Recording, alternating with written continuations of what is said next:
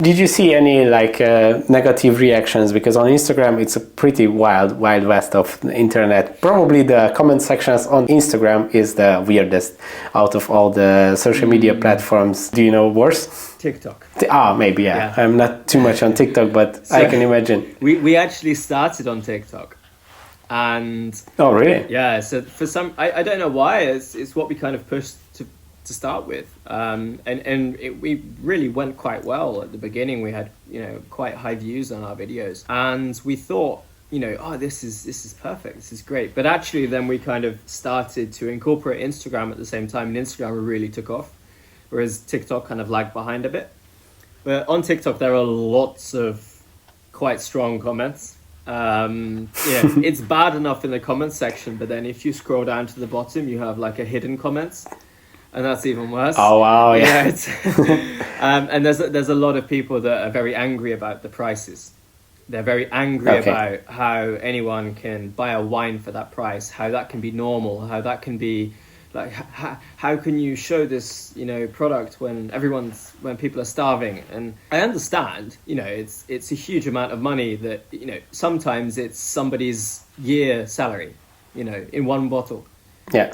And to some extent that is quite shocking. But at the same time, these wines exist.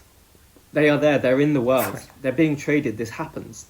So for me, I think it's even more important to talk about it, to let people know it's there.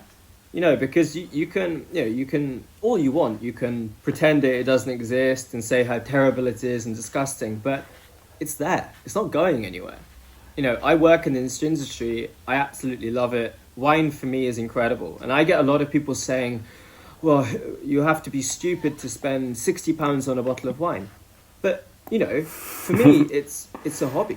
It's an interest. And I'm sure they spend £60 on their interest. For me, it's a similar thing. I probably have one bottle of wine a week. I make sure it's a good one. I want to drink something exciting, something I love. So. Yeah, and it's a lot smarter to drink one bottle of an interesting wine than drink a bottle every single day, like a $10 bottle. Yeah. But I never understood this mentality of looking into other people's wallets and being angry about their decisions. And what do you think about some of the comments when you have like these self-acclaimed professionals who know everything, and they say that, no, that bottle is vinegar, throw it in the garbage, that's very bad. I get it so often, and I mean, admittedly, some of the bottles I open, some of the old ones, they don't look great. But I've never lied, and I've always told the truth about the wines I'm drinking, and I have been incredibly lucky with the conditions. It's very, very rare that I get anything which is bad. And in any case, I'm the kind of person that always can find